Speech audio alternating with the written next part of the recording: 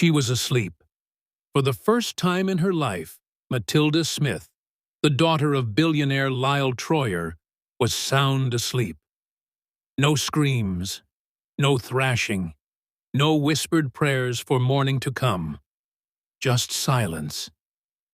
And peace. Lyle stared at the security monitor, barely breathing. His 7-year-old daughter, who hadn't known a single restful night since birth, was lying still beneath her moon-patterned blankets. But it wasn't the sleep that made him freeze. It was the boy. Sitting on the edge of her bed, gently holding her hand, was a teenage stranger, dark-skinned in faded jeans and a plain purple t-shirt. In his other hand, a children's book lay open. He was reading softly, his voice just loud enough to be picked up by the camera. Lyle's finger hovered over the alarm trigger, ready to summon the entire estate security team. The boy had no clearance. No appointment. No business being anywhere near Matilda. But then, she turned her head slightly in sleep, nestled deeper into her pillow. A tiny smile appeared, real, unpracticed, the first her father had seen in years. And still, she slept. She slept while he read. She slept while he hummed, barely louder than the nightlight's soft glow. She slept like every monster in her mind had finally gone quiet. It wasn't medication. It wasn't therapy. It wasn't any of the 7-figure solutions Lyle had exhausted. It was him, a poor black boy from the streets. No training, no resume, just a calm presence and a voice that somehow made Matilda believe she was safe. Sarah, Lyle's late wife, used to say that some things can't be fixed with money, that some wounds only respond to presence. He hadn't believed it. Not until now. What was this boy doing here? And why did his presence work when the world's top experts had failed? To understand how this miracle happened, to understand who Corey Stolaurent really is, you have to go back. Back to a Tuesday night, just 3 weeks earlier, when Matilda still woke every hour screaming, and Corey had never stepped foot inside a billionaire's home. To understand why this night mattered, why a billionaire stood frozen before a grainy security feed, watching a stranger read his daughter to sleep. You have to know who Matilda Smith was before peace ever touched her life.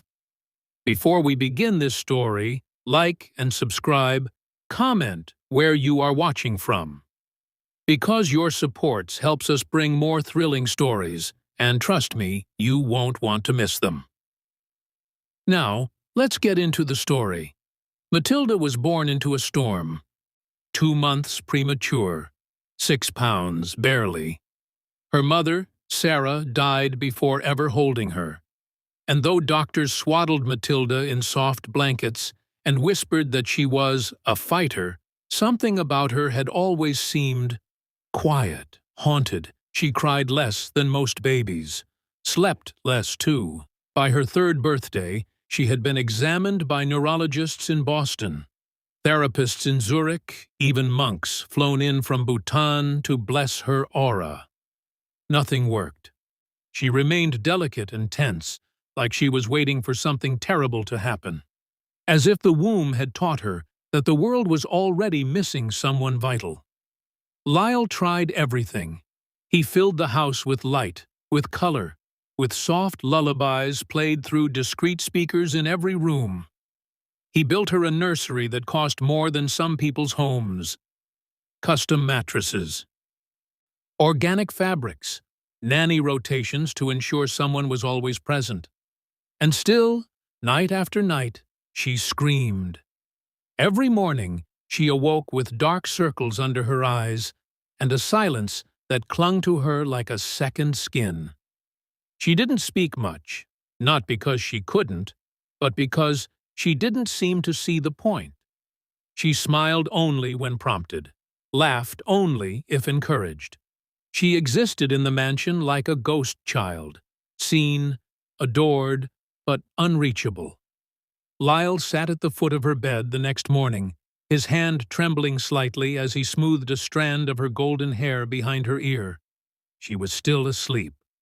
The boy was gone. The first light of day spilled across the cloud-painted wallpaper behind her, illuminating stuffed bears lined up like guards beside her nightstand. She had slept for over 6 hours uninterrupted. Unprecedented. Lyle didn't dare wake her. He just watched, until a sudden knock jolted him to his feet. "Sir?" It was Elise, the head housekeeper. Her voice was strained. "There's someone in the foyer." The words barely left her mouth before the intercom buzzed. "We've detained an intruder," security reported. "Found him exiting the East Wing. Claims he was reading to Miss Matilda." Lyle's stomach dropped. By the time he reached the front staircase, 3 uniformed guards had surrounded Corey Stlorant. Tall, thin, arms raised in surrender. His purple shirt was rumpled, his jeans stained from climbing the fence the night before. Still, his eyes were calm, steady. Lyle opened his mouth, unsure whether he was about to issue a thank you or a threat, but Matilda spoke first, not with words, with movement. She burst from the hallway barefoot, hair tangled from sleep, and threw herself against Corey's side. Not violently, but with intent. Possession. One tiny hand gripped his, the other wrapped around his forearm as if to anchor him. The guards hesitated. Matilda never touched strangers, never initiated contact. And yet, here she was, holding a boy she should have feared. Lyle stepped forward. "Matilda, sweetheart, it's okay. Let him go." But she didn't. She just looked up at him with wide, pleading eyes. No tantrum, no tears, just silent urgency. Corey didn't move. "Sir," he said, his voice low, "I didn't break anything. I didn't take anything. She saw me out back last night and asked me to come in. I didn't know what else to do. She said she couldn't sleep." "You're not supposed to be here," one of the guards snapped.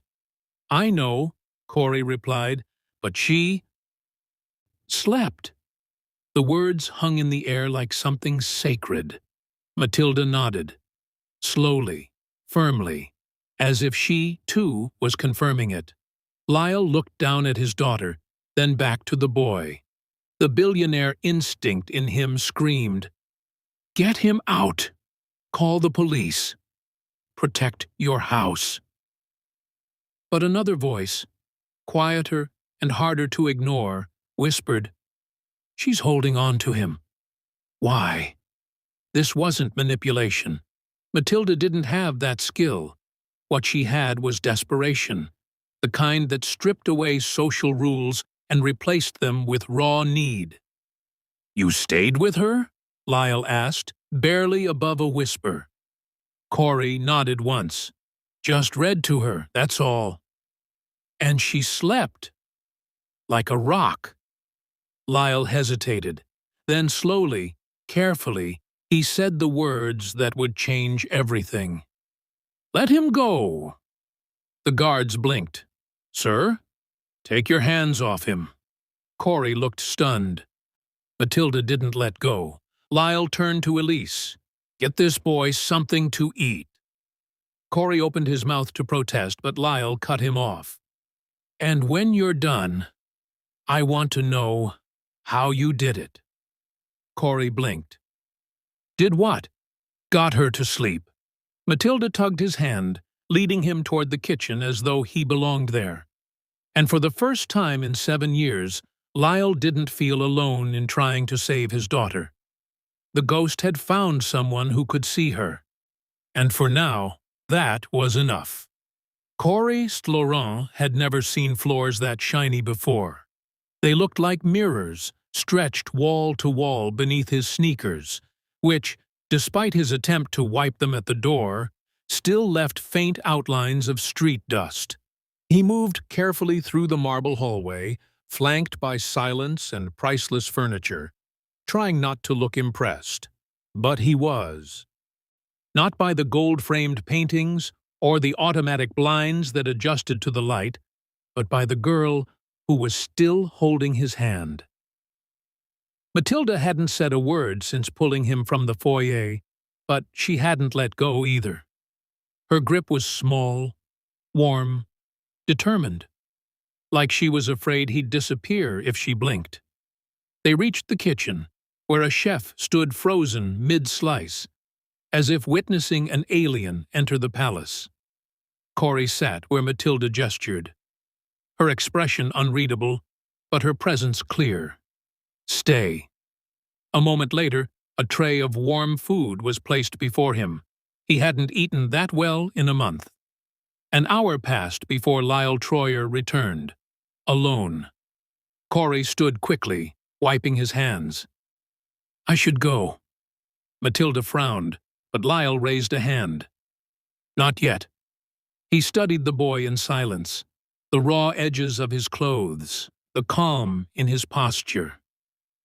His skin was clean, his eyes alert. No signs of drugs, no nervous twitching, just tiredness. And something else, steadiness.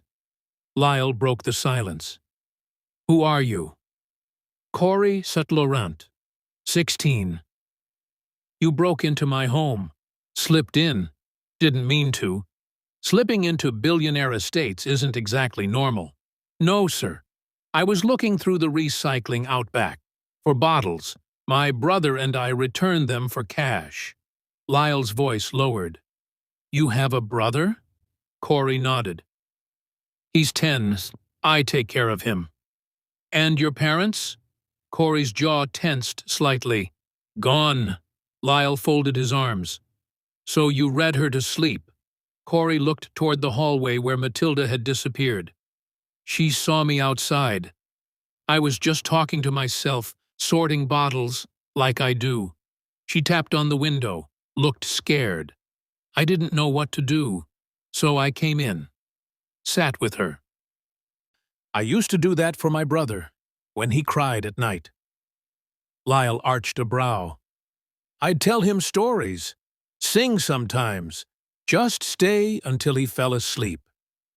And you thought that would work on my daughter? No, sir. I didn't think anything. I just didn't want her to feel alone. That night, Lyle stood in the hallway again, this time deliberately. Through the cracked door, he watched. Matilda was already curled beneath her blankets, her eyes fluttering but calm. Corey sat beside her, reading from a tattered book Lyle didn't recognize. Something old, probably found or gifted. His voice was low, rhythmic, and warm, more like a memory than a bedtime story. Midway through a sentence, Corey paused, hummed a few soft notes, a tune that sounded more like comfort than melody. Matilda exhaled, a full, slow breath. Then stillness, sleep.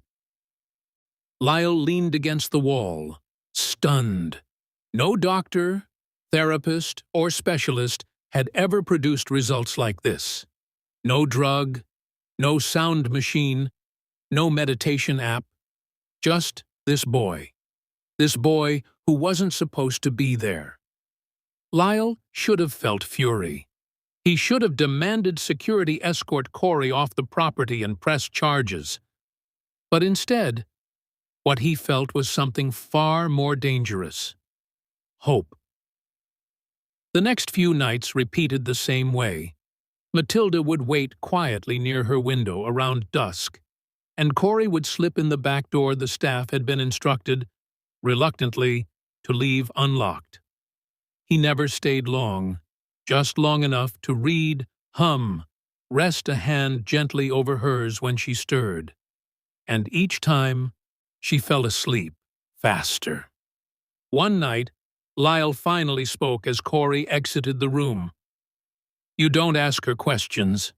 Corey paused. never helped my brother when I did. And you don't speak much unless you're reading. She doesn't need noise. She needs calm. Lyle studied him again. You don't act like a kid. Corey gave a soft shrug. Didn't have time to be one. Silence stretched between them. Then Lyle nodded once. Same time tomorrow. In the privacy of his office, Lyle reviewed the footage again. Every night, Corey entered gently, sat quietly, spoke kindly, never touched anything, never took anything. And every night, Matilda slept. Longer, deeper. Even during the day, she changed. She ate more, spoke more, laughed. Once, unprompted. The change was subtle, but for Lyle, it was earth-shattering. He wanted to believe this was dangerous, that allowing Corey back was foolish, but the evidence whispered louder. His daughter was finally resting. And the boy? He wasn't a threat. He was the only thing that had ever worked. And that terrified Lyle more than anything, because if this boy was the key, what did that say about everything Lyle had built? In a world built on walls and wealth, the one person who reached Matilda wasn't supposed to be there. But here he was, and Lyle was beginning to wonder if he was exactly where he needed to be. It began with breakfast. 3 weeks after that first impossible night, Matilda came down to the dining room before anyone called her. Her blonde hair was brushed into a loose braid, slightly uneven, clearly her own attempt. She wore slippers. No tantrum, no coaxing. She sat down at the massive oak table and said softly, "I want toast." The chef nearly dropped his knife. Lyle, reading emails from behind a steaming mug of coffee, froze. He watched her carefully, almost afraid to speak in case the moment shattered. But Matilda didn't flinch. She simply reached for a stuffed rabbit tucked under her arm, one she hadn't touched in years, and held it gently as she waited. Corey had stayed the night before. Like always, he had read until her eyelids drooped, hummed when she stirred, and left before the sun rose. It had become a quiet rhythm, unofficial, unspoken, but transformative. By the end of the week, Matilda was eating full meals. She hummed while coloring. Once she even giggled when the family dog sneezed and fell off the couch. Lyle had heard it from his office, sharp, sudden, bright. The sound stopped him mid-sentence. Her laughter, real and free, echoed through the mansion like sunlight spilling into a dark room. At first, Corey treated the change with caution. He knew better than to assume it would last. He'd seen his brother smile through grief too, only to crumble at night. But Matilda seemed different now. Less like she was pretending, more like she was surfacing from something heavy. Still, Corey never asked questions. He never probed, never pushed. He simply showed up.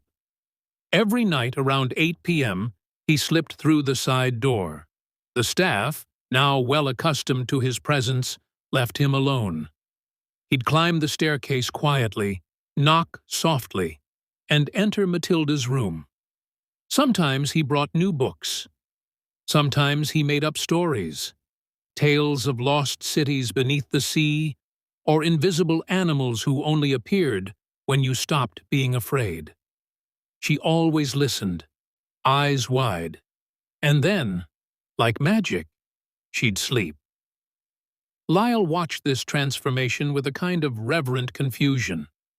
He had spent years trying to buy the very thing this boy gave freely: presence.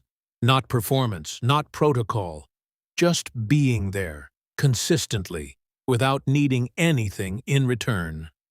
That was what Corey offered, and it was what Lyle couldn't. He had been there, physically.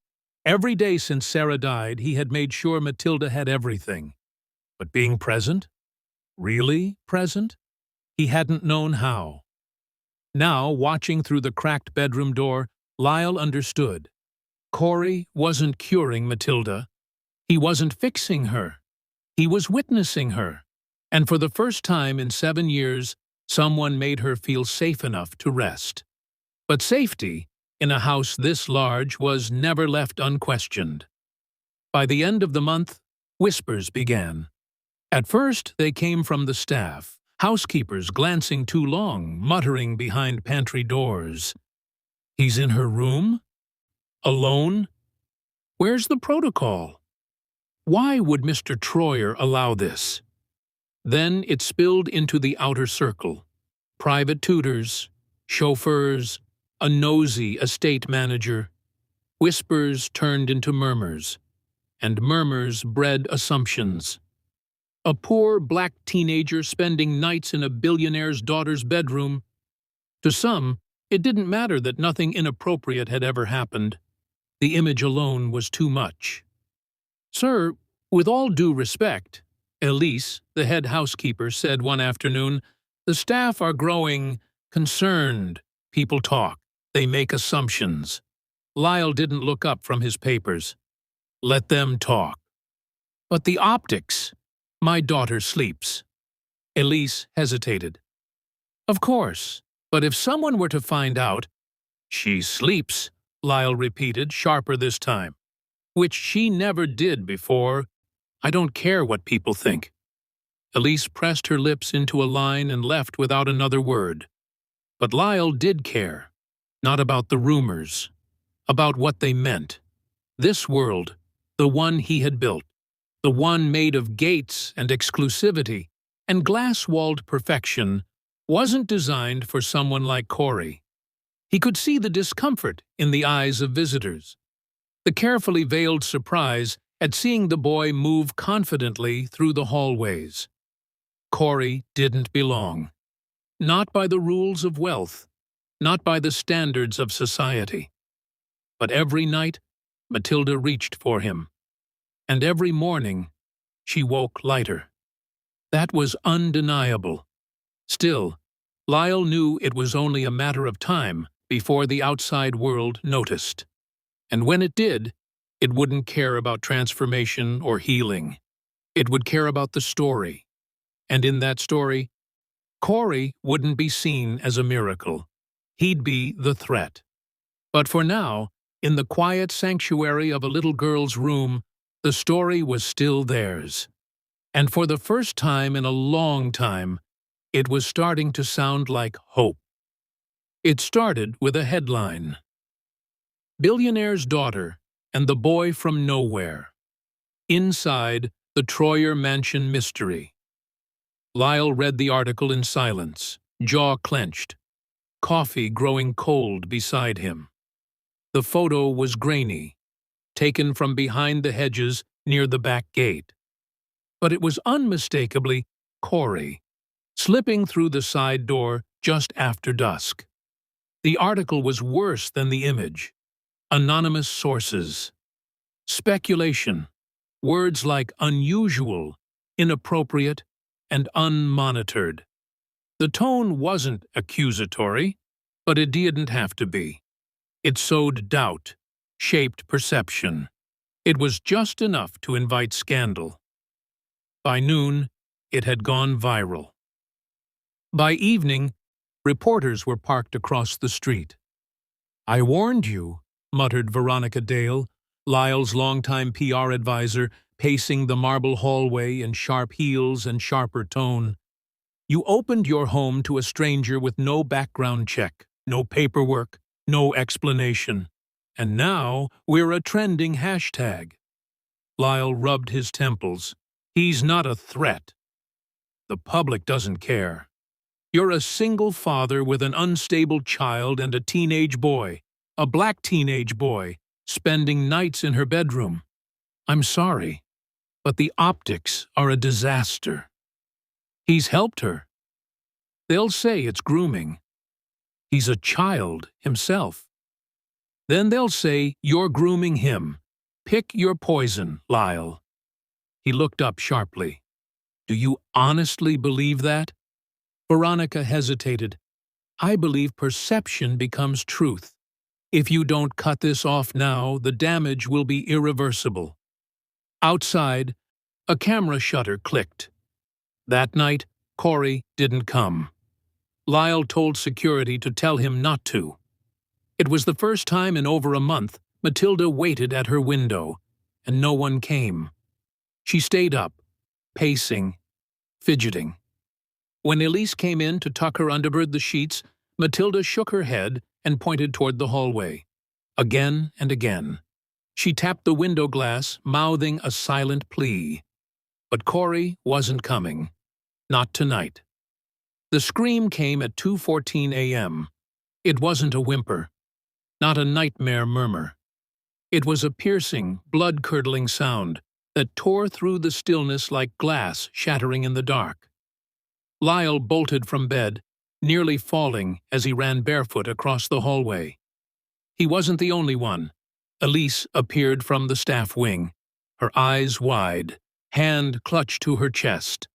They burst into Matilda's room. She was thrashing, sheets kicked off, pillow on the floor, her small hands clawing at the air like she was trying to hold on to something that wasn't there. "Matilda!" Lyle called, rushing to her side. "Sweetheart, it's okay. I'm here." She didn't hear him. She was sobbing now. Not quiet tears, soul-deep guttural cries pulled from somewhere buried far beneath her silence. Elise moved to help, but Lyle raised a hand. "No, let me." He knelt beside the bed, gripping his daughter's hands in his own. "Breathe," he whispered. "I've got you. I've got you." But her eyes, wild and wet, looked past him, toward the door, toward the absence. At 7:06 a.m., Corey stood outside the gates of the Troyer estate. He hadn't slept. He hadn't planned to come, not after what the guard told him the night before. But something had pulled him there anyway. A knot in his stomach, a heaviness in his chest. He hadn't even knocked before the front door opened. It was Lyle. The man looked like he hadn't slept either. "Come in," Lyle said quietly. Corey stepped inside. "I'm sorry for the news," Corey began. "I didn't want to cause trouble." "She screamed," Lyle interrupted. Corey froze. "Last night," Lyle continued, "like she was being torn apart. I haven't heard her scream like that since she was 4. A long silence stretched between them. "I don't know what this looks like to the world," Lyle said finally, "but I know what it looks like in this house. My daughter sleeps when you're here. She eats. She smiles. And when you're not—" He broke off. Corey looked down at his hands. "What do you want me to do?" "I want you to stay. Even with the press? They can burn for all I care." Corey blinked. "My daughter sleeps because of you," Lyle said again, firmer now. "That's all that matters." By the time Corey walked back into Matilda's room that evening, she was already sitting up in bed, eyes wide, rabbit in hand. She didn't move at first. Then she launched into his arms, burying her face in his chest. No hesitation, no fear, just relief. Lyle watched from the doorway. He said nothing, but for the first time, he didn't look like a man desperate to fix something broken. He looked like a man beginning to understand what healing actually looked like. Let them whisper. Let them write their headlines. In this house, they had found peace, and Lyle wasn't going to let the world steal it again. The bracelet was gone. A platinum cuff inlaid with South Sea pearls, one of the last pieces Sarah had worn before she died, was missing from its velvet cradle in the upstairs safe. Elise was the first to notice. "It was here yesterday," she murmured, eyes scanning the empty drawer. "I locked up myself." The estate's head of security confirmed no forced entry. No tripped alarms, no suspicious footage. Except for Corey. He had come and gone like he always did. Through the side door at 8:03 p.m., out again just after 10. His routine, until now, had never raised a flag. But suddenly, everything looked different. He was alone in the hallway, a junior maid pointed out. "I saw him near the study," said another. "Where the safe is." Whispers bloomed like mold in the corners of the house. By afternoon, they had names. Thief, liar, ungrateful. Lyle was in the conservatory when security approached. "Sir," one said grimly, "we need to speak with you." Minutes later, Corey stood in the marble foyer surrounded by uniformed men. He didn't run, didn't argue, just stood there, stunned. "I didn't take anything," he said, voice low. "We reviewed the logs," said the head of security. "The bracelet was last seen before your visit." "I don't even know what bracelet you're talking about." "You're the only one outside of staff with free access." Matilda had been watching from the stairwell. She came down slowly, quietly, as if afraid one wrong step would collapse the world beneath her. When she saw the guards touch Corey's arms, her small hands balled into fists. "No," she said. It was barely audible, but it stopped the room cold. Corey looked at her. His eyes said, "I'm sorry." The guards moved again. That's when Matilda screamed. It was sharper than before. Not fear this time, rage. She lunged forward, clinging to Corey's waist, sobbing into his shirt.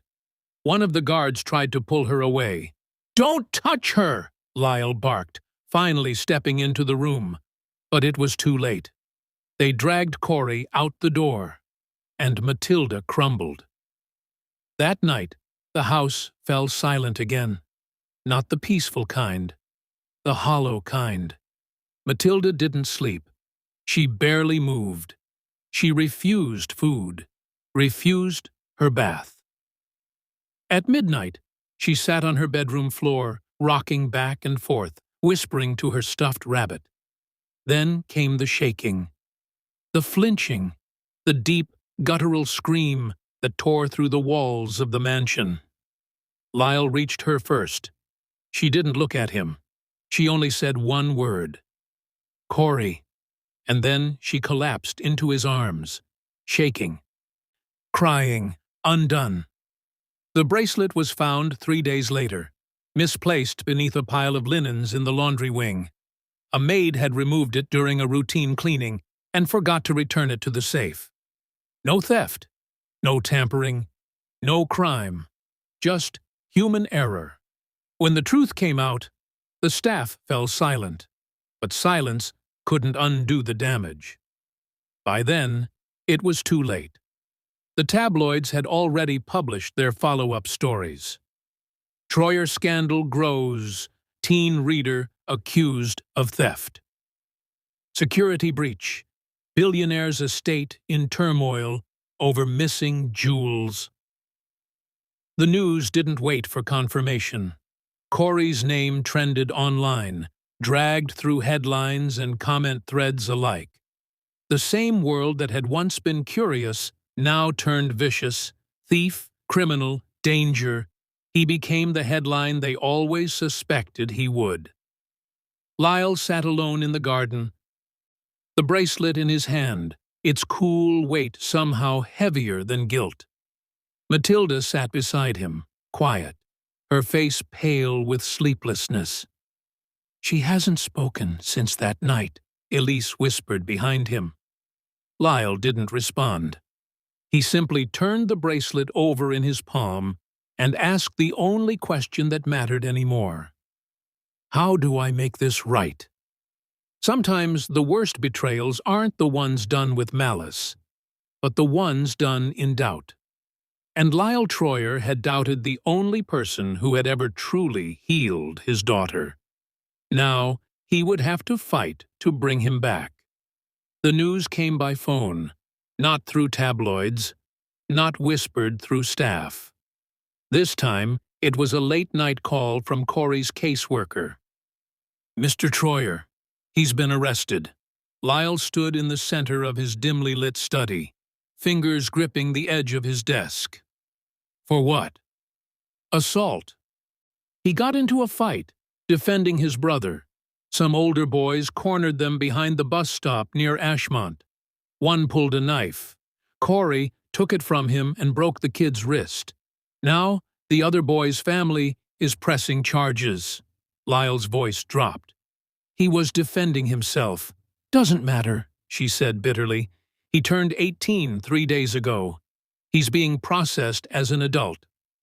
The story hit the news before dawn. Teen at center of Troyer scandal now facing assault charges.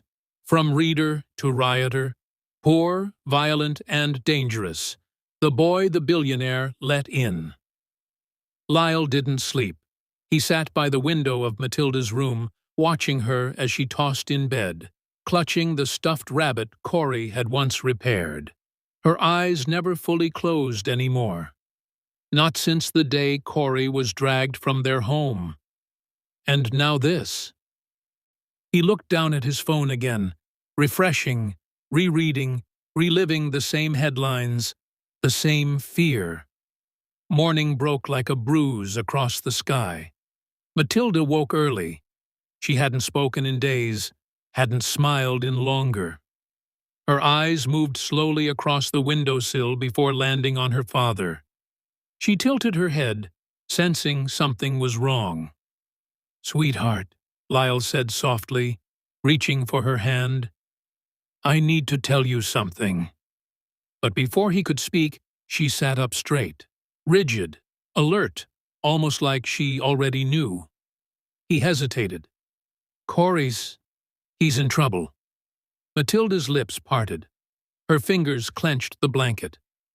"He was trying to protect his brother," Lyle continued. "There was a fight, and now the police—" "No!"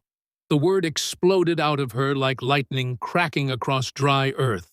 It was her voice, not a whisper, not a breath, but a full, desperate scream that shook the room. Lyle froze. Tears streamed down her cheeks. "No," she sobbed again. "He didn't do anything. He was protecting. You have to help him. You have to—" Her voice broke into hiccuping gasps, raw and real, the kind that only came from truth, too long buried. Lyle reached for her. "Matilda, please," she said, loud, clear. "Bring him back." She had found her voice, and she was using it for him. Lyle left the room with purpose in his chest, and fire in his veins. By noon, he was outside the county detention center. "I'm here for Corey Stlaurent," he told the officer behind the glass. The man barely looked up. "You his lawyer?" "No. I'm the man who owes him everything." Corey sat behind a fingerprint-smudged plexiglass divider, wrists bruised from the zip ties they'd used when they slammed him to the pavement. He didn't look surprised to see Lyle.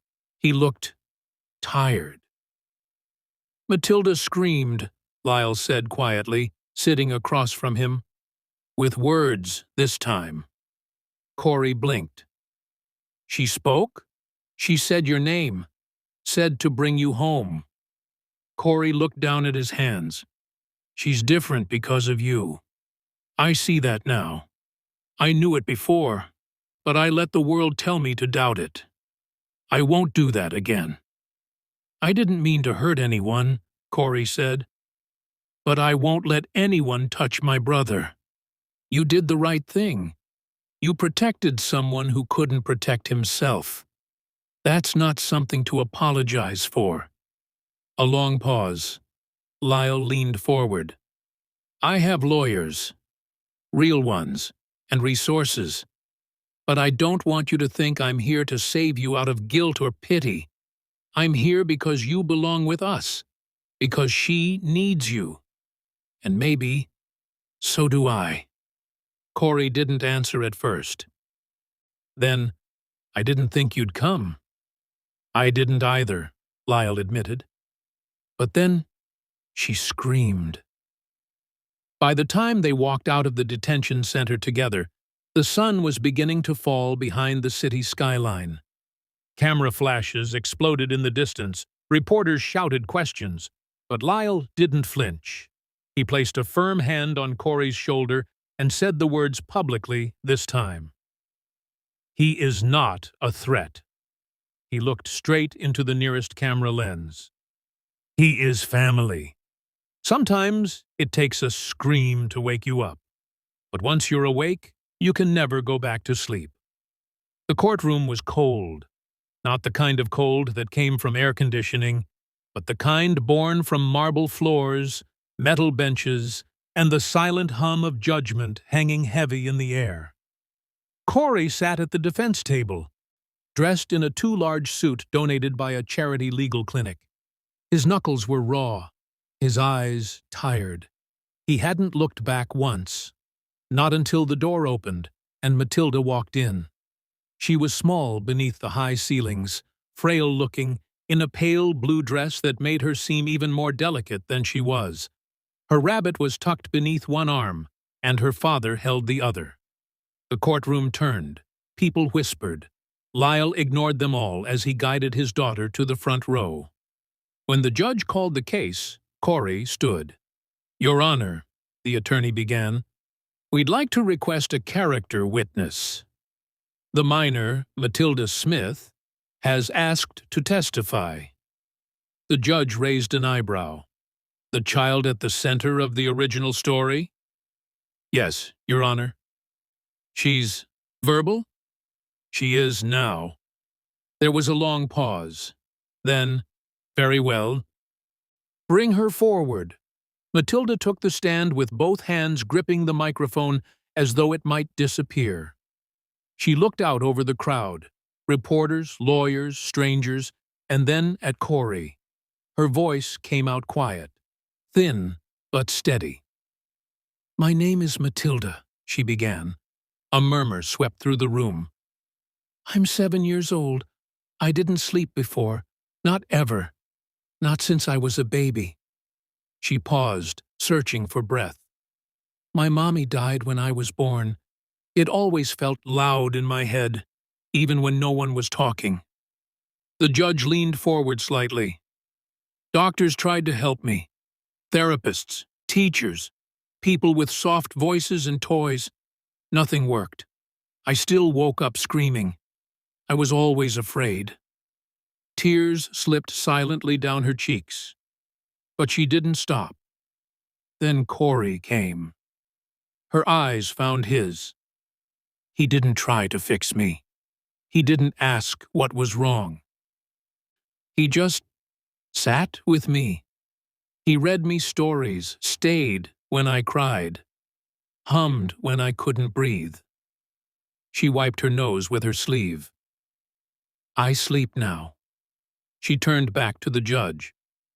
"Corey is the only reason I sleep. Without him, I am afraid. He is my friend." A beat of silence passed, then another. The judge blinked slowly, eyes fixed on the small girl in front of him. No script, no performance, just truth. "Thank you, Miss Smith," he said quietly.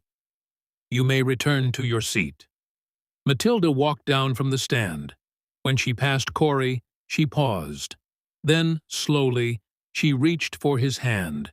He squeezed it once, gently. The court reconvened 20 minutes later.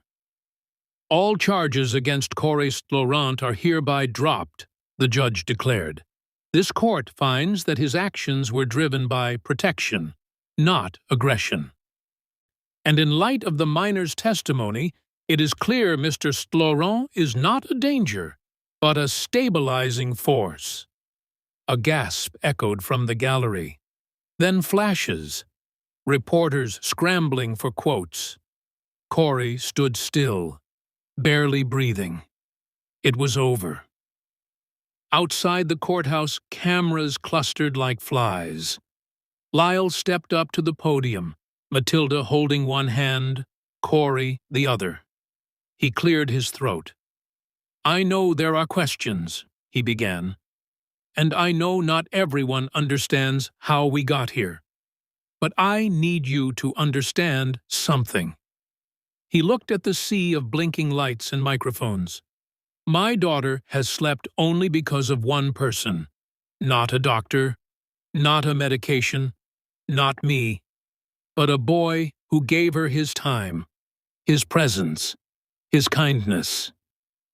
Lyle turned to Corey. "You are not a guest in our lives. You are not a problem to be managed. You are family." The reporters erupted with questions, but Corey wasn't listening. He was too busy watching Matilda, who looked up at him with something new in her eyes. Peace. They moved in the following week. Corey and his younger brother Theo were given the west wing of the estate. Theo adjusted quickly, more space, more food, more safety than he'd ever known. But it was Corey who hesitated at first, unsure where to put his things, unsure how to exist in a place that wasn't threatening to disappear. Lyle helped him unpack. Matilda watched from the hallway with her rabbit pressed to her chest. That night, as Corey read to her again, now in a house where he belonged, she didn't fall asleep right away. She simply stared at him for a long moment. "Promise you'll stay?" she whispered. Corey nodded. "I promise." She closed her eyes, and this time, she didn't dream of losing him. They hadn't just cleared his name. They'd written a new one, on the foundation of love, trust, and the unthinkable act of showing up when no one else did. Thank you for watching this story to the end. If you enjoyed this story, you will surely love the next one. It's as crazier and more intriguing as you can ever imagine. So do check it out. Click on the image showing on your screen right now to watch the next one.